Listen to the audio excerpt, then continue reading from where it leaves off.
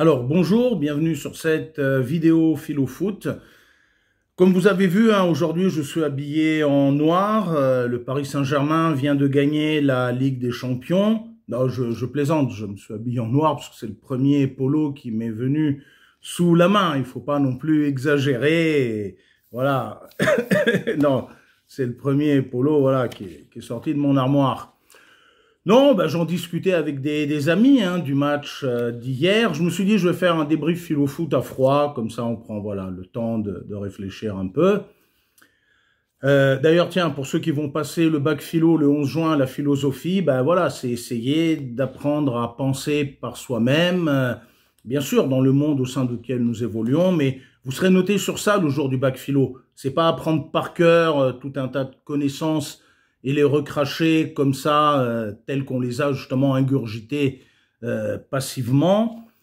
La philosophie, c'est essayer de construire un raisonnement, de penser par soi-même, de douter, d'avancer par tâtonnement, d'avancer une première thèse, de voir que peut-être elle ne tient pas la route ou que certains éléments de réflexion ne tiennent pas la route et qu'il faudrait du coup voir comment améliorer cette réflexion. Donc je prétends pas dans cette vidéo philo-foot régler le problème des controverses autour de tout ce qui s'est passé avant le match du PSG, les débats enflammés, est-ce que toute la France doit supporter ou pas le PSG, est-ce qu'il faut critiquer Basile Boli, ouais, mon Basilou, j'en garde quand même un bon souvenir, le but de la tête contre le Milan AC, et puis un autre but de la tête justement contre le PSG quelques jours après, et est-ce qu'il a eu raison ou tort de dire ça? C'est pas à moi de juger, justement, comme dit le philosophe Gilles Deleuze, on n'est pas des juges, il faut voir peut-être ce qui nous convient ou ne nous convient pas dans la vie, voir non pas ce qui est bien ou mal, mais voir qu'est-ce qui est bon ou mauvais par rapport justement à nos affects et qui du coup nous convient ou nous disconvient. Donc c'est plutôt pardon, dans ce cadre-là que prétend s'inscrire cette vidéo. Qu'est-ce qu'on peut penser donc de la victoire du PSG en Ligue des Champions et qu'est-ce qu'on peut penser de ce qui s'est passé avant le match, pendant le match et après le match? Alors pour être franc avec vous, moi j'ai regardé ce match PSG Inter de Milan comme j'aurais pu regarder Le Havre-Angers par exemple, ou comme j'aurais pu regarder Arsenal-Liverpool ou l'Atlético Madrid contre le Barça. Je ne supporte aucune des 6 équipes que j'ai citées, mais je peux regarder, par exemple, oui, l'Atlético Madrid contre le Barça, je peux regarder, et peu importe qui va gagner, peu importe qui va perdre, peu importe qui est match nul. Donc j'ai regardé ce Paris Saint-Germain Inter de Milan en me disant que le meilleur gagne. J'ai des amis qui sont pour Paris, d'autres qui, justement, hier soir on était plusieurs. Alors, il y avait personne qui était pour Paris dans le groupe où j'étais, mais l'après-midi, voilà, à l'entraînement des Lémuriennes, il y a c'est l'équipe de foot féminine du lycée Descartes et il y a des enfants, l'équipe féminine collège et personnel de Descartes, et il y a des enfants, pas de personnel de Descartes, et notamment un qui était là avec le maillot du PSG. Je lui ai souhaité bonne chance. Après, moi, je lui ai dit, moi, je ne supporte pas le Paris Saint-Germain, donc s'il gagne, je ne vais pas fêter, je m'en fiche même. S'il mérite, tant mieux. Mais voilà, donc tout un tas de polémiques, à mon avis, n'ont pas lieu d'être. Par exemple, on a dit qu'il faut que toute la France soit derrière le Paris Saint-Germain. J'ai beaucoup aimé Riolo, comment il a déconstruit justement ça, et je pense que Riolo a raison, il n'y a pas un devoir, il n'y a pas un devoir en tant que Français de supporter le Paris Saint-Germain. Riolo avait dit, tous les supporters de la Juventus de Turin, enfin beaucoup de supporters de la Juventus de Turin, eux, sont pour le Paris Saint-Germain justement parce qu'ils sont contre l'Inter. Donc il y a eu, de la même manière qu'il y a eu des Italiens qui étaient pour le Paris Saint-Germain, de la même manière, il peut y avoir des Français qui sont pour l'Inter de Milan, ou du moins ne veulent pas que Paris gagne. Et ça, je peux le comprendre. Il n'y a pas de devoir en football. Le devoir, pour le bac philo, le devoir, c'est une obligation, c'est quelque chose que l'on doit faire. Ça se rattache à la morale, et notamment agir par devoir. c'est agir par obligation, non pas par contrainte. La contrainte, c'est quelque chose qui est extérieur et qui du coup nous impose de faire quelque chose. Par exemple, peut-être certaines personnes proches de l'OM qui ont soutenu le Paris Saint-Germain l'ont peut-être fait par contrainte académique, institutionnelle, de réseau, de médias, etc. La contrainte, c'est quand un élément extérieur, justement, vous amène à faire quelque chose que vous ne voulez pas faire. L'obligation se distingue de la contrainte. L'obligation, c'est quelque chose que, justement, vous faites parce que vous devez le faire, par devoir, justement. L'obligation, c'est quelque chose qu'on va faire sans contrainte, de nous-mêmes, parce qu'on l'a décidé et qu'il faut le faire. Même si ça ne nous rend pas forcément plaisir, ça ne nous rend pas forcément heureux, que ça ne nous fait pas forcément plaisir. Eh bien, moi, je crois qu'il n'y a pas de devoir, il n'y a pas d'obligation dans le football, et c'est dans les deux termes. Il n'y a pas d'obligation en tant que Français de soutenir le Paris Saint-Germain. Il peut y avoir des contraintes, et notamment institutionnelles ou médiatiques, ou de paraître et d'image, mais il n'y a pas, je pense, d'obligation d'un point de vue moral. C'est du sport et on peut également se chambrer. Tout comme, à mon avis, il n'y a pas non plus de devoir de mépriser le Paris Saint-Germain en tant que supporter marseillais. Là encore, je pense que ça serait...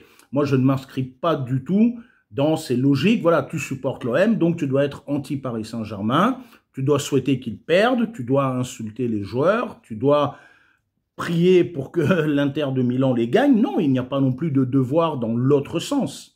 D'ailleurs, j'ai entendu des choses, voilà, en tant que membre du peuple olympien, en tant que membre de la communauté des Olympiens, tu dois être anti-Paris, tu dois souhaiter que Paris perde. Moi, je ne fais partie d'aucun peuple ni d'aucune communauté. Je fais partie de ce que Spinoza appellerait la multitude dans le traité théologico-politique que j'ai relu avant les vacances d'avril, qui est un grand livre.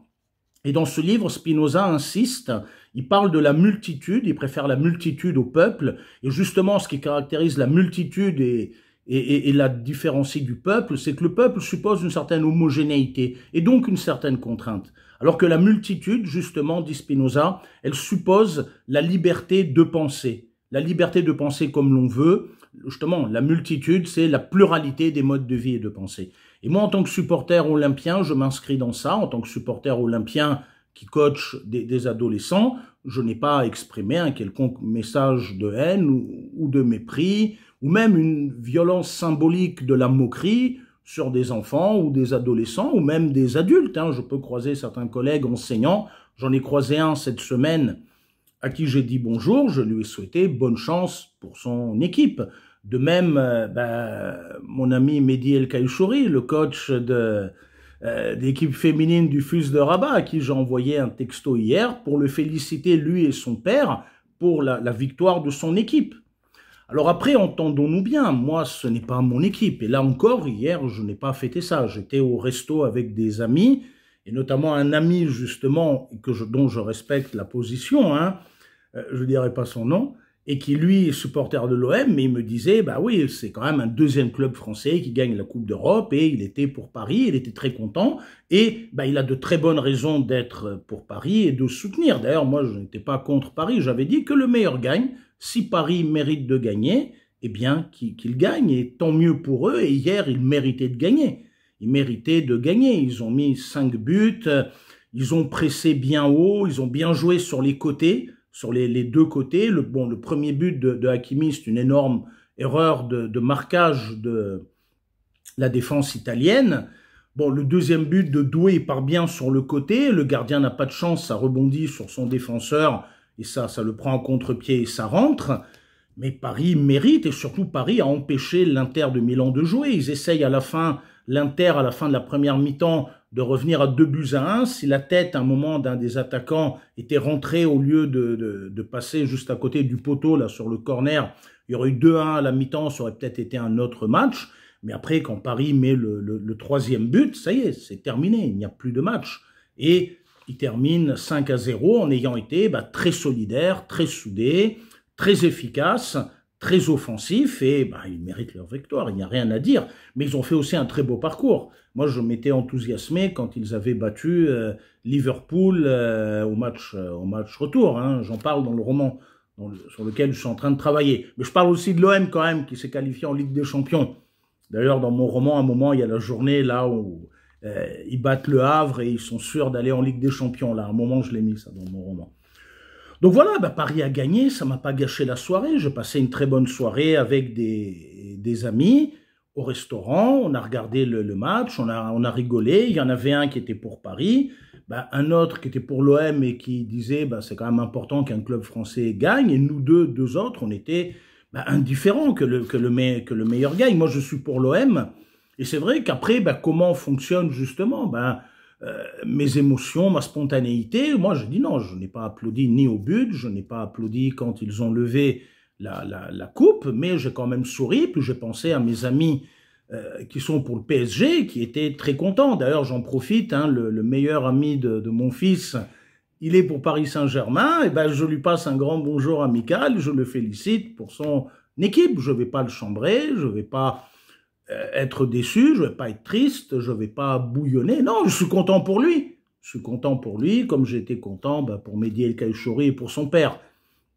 Son père est quelqu'un de très bien. J'aime beaucoup regarder les matchs de l'équipe féminine avec le père du coach et on fait des commentaires sur le match d'ailleurs. Enfin, on est sévère sur des choses qu'on voit. Mehdi, tiens, un message pour Mehdi El Kaïchouri. Mehdi, ok, tu t'es réjoui là de voir Luis Enrique, qui au passage est un grand entraîneur, soulever la Coupe de la Ligue des Champions. L'année prochaine, Mehdi, il faut absolument que toi, tu soulèves la Coupe du Trône avec l'équipe féminine du FUS et que vous alliez gagner l'année prochaine la Coupe du Trône. J'aimerais bien voir de mon vivant l'équipe féminine du FUS gagner un trophée. Ça, j'y tiens beaucoup, j'aimerais beaucoup. Alors, le titre, ça va être compliqué, mais la Coupe du Trône, vous pouvez. Il y a 2 ans, l'Aïoun a failli faire quelque chose.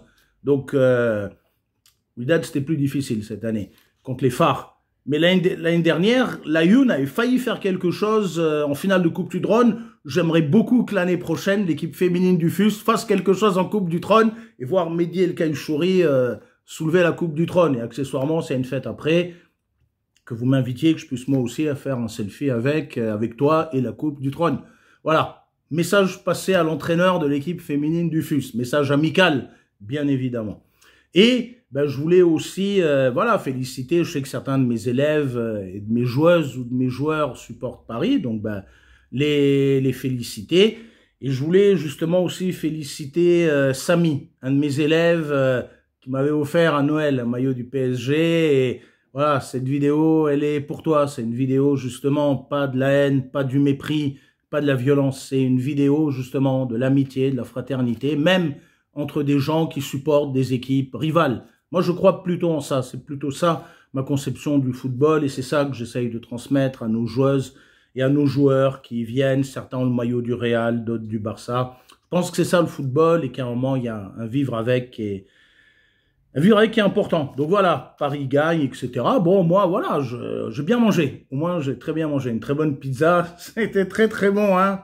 Là, un petit bonjour à Reda aussi, là, qui doit être content. Reda aussi. Et donc, du coup, voilà, ma position, elle est celle-là. Il n'y a pas un devoir, une obligation de détester, de haïr, que ce soit un camp comme de l'autre. Moi, j'ai beaucoup de mal. Aujourd'hui, on le voit même dans la sphère intellectuelle, dans la sphère militante.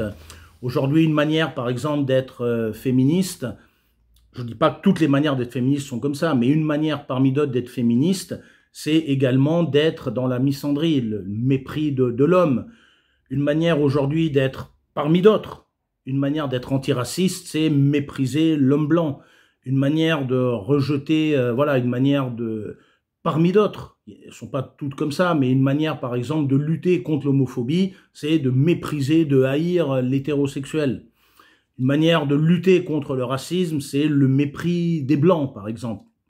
Je ne dis pas que toutes les formes militantes sont dans cette logique-là, mais il y a dans certaines formes militantes ces logiques-là, parmi d'autres, que je viens de citer. Et celles-là, je pense, il faut les rejeter. Et le football nous apprend ça. Supporter l'OM, ce n'est pas être violemment anti-parisien. Et d'ailleurs, des gens comme Raph dans sa vidéo, passe un bonjour amical et est content pour ses amis de Paris, enfin certains amis qui supportent le PSG, il est content pour eux. Après, ça s'arrête là. Moi, on ne me ferait pas dire, je vois mes élèves demain, on ne me ferait pas dire ce que je n'ai pas dit.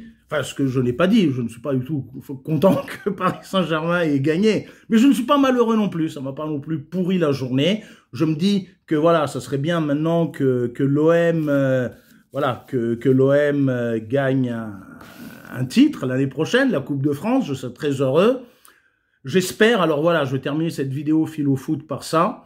J'espère, par contre, j'ai lu alors c'est des rumeurs, hein, le mercato, etc. Mais j'ai lu, et là, par contre, ça m'a plus attristé ou inquiété, cette rumeur m'a plus attristé et inquiété que le fait que Paris Saint-Germain ait gagné. Et d'ailleurs, je suis très content pour Luis Enrique, qui est un grand coach, et j'étais très touché par les images où on le voit justement avec le trophée Ligue des Champions quand il est avec le Barça, avec sa fille, et là il a le trophée Ligue des Champions avec Paris Saint-Germain, puis il y a sa fille avec des ailes d'ange qui est au-dessus de lui. Je trouvais cette image magnifique, et certaines joueuses, notamment la deuxième gardienne du Sporting Club de Rabat qui a mis ça, le coach Mehdi Kaïchouri qui a mis ça également sur Instagram. Je trouve ça magnifique. Pour moi, c'est ça que je garderai de la victoire du Paris Saint-Germain, des élans d'humanité, de joie. C'est vrai, quand j'ai vu Enrique sauver la coupe, j'étais content pour lui. Bah oui, moi aussi, même si je suis un coach bidon, je me pense quand même comme un coach, et donc je me sens une certaine affinité avec Luis Enrique. Là encore, ne me faites pas dire ce que je n'ai pas dit. Je ne vais pas supporter et me réjouir pour les joueurs. Je me réjouis justement du bonheur que j'ai vu autour de cette victoire du Paris Saint-Germain. Et donc oui, je finirai sur ça. Moi, ce qui m'a plus attristé et inquiété dans toute cette histoire, c'est une rumeur qui court, comme quoi De Zerbi serait peut-être dans les petits papiers de l'Inter de Milan pour remplacer Simone Inzaghi. Ah non, De Zerbi, il doit rester à l'OM. Hein. L'année prochaine, j'aimerais beaucoup qu'on aille au moins jusqu'en quart de finale, ou qu'on passe du moins un tour en Ligue des Champions. Bon, si on gagne la Ligue des Champions l'année prochaine, l'OM, je serais très content. C'est possible, hein, on n'a pas encore vu le mercato. J'espère d'ailleurs que l'année prochaine, l'OM va gagner la Ligue des Champions. Comme ça, il y aura 2 Ligues des Champions pour l'OM, une pour Paris. Ce serait d'ailleurs tout à fait juste et normal que ça arrive. Mais admettons que ça n'arrive pas. De Zerbi doit rester à l'OM. Macourt et Longoria et Benatia, il faut faire un super mercato et qu'on gagne un trophée l'année prochaine. Un trophée Europa League me plairait bien, et c'est à notre portée. Hein, si jamais on se fait éliminer puis on est rebasculé en Europa League Conférence, on gagne l'Europa League Conférence, ou bien la Coupe de France. Et l'équipe féminine du FUS, Mehdi El Kaïchouri, je répète, doit impérativement gagner l'année prochaine la Coupe du Trône. Et je serai derrière vous, j'irai au stade et je continuerai de supporter toute l'équipe. Voilà. Bon, ben, bonne fin de journée. Et puis, voilà, tant mieux pour les Parisiens. Ils l'ont mérité. Ils l'ont mérité. Il faut être honnête aussi à certains moments. Ils l'ont mérité. Mais l'année prochaine, c'est l'OM qui gagne la Ligue des Champions. Et du coup, on en aura 2. Allez, bonne soirée.